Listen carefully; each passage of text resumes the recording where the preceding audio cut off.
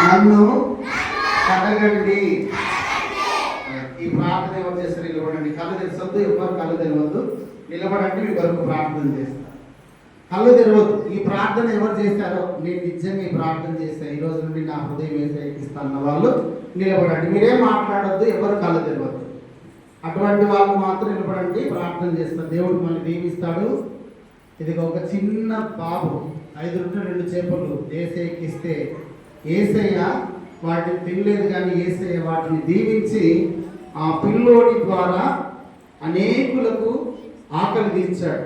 ఈరోజు నిన్ను దేవుడు ఆ విధంగా చెయ్యాలంటే, ఏసయ్య నా హృదయం మీకు ఇస్తానయ్యా అన్న వాళ్ళు ప్రార్థన చేసిన వాళ్ళు నిలబడండి. ప్రార్థన చేసిన వాళ్ళు నిలబడండి. ఈ ప్రార్థన చేస్తే నిలబడండి.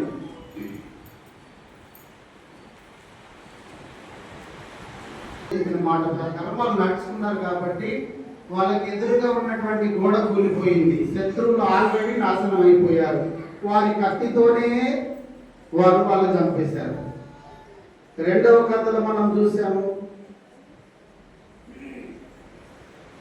విశ్వాసం, తల్లి విశ్వాసం.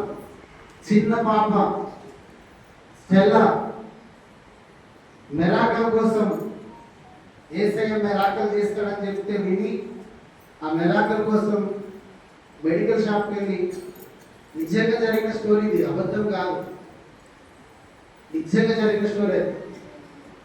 ఇది తన తమ్ముడికి ఒక్క పైసా కూడా ఖర్చు లేకుండా 500తోనే ఆపరేషన్ అయ్యి ఆ ఇల్లు దీవించబడింది. కారణం ఏంటంటే విశ్వాసం. ప్రభు మాట మీద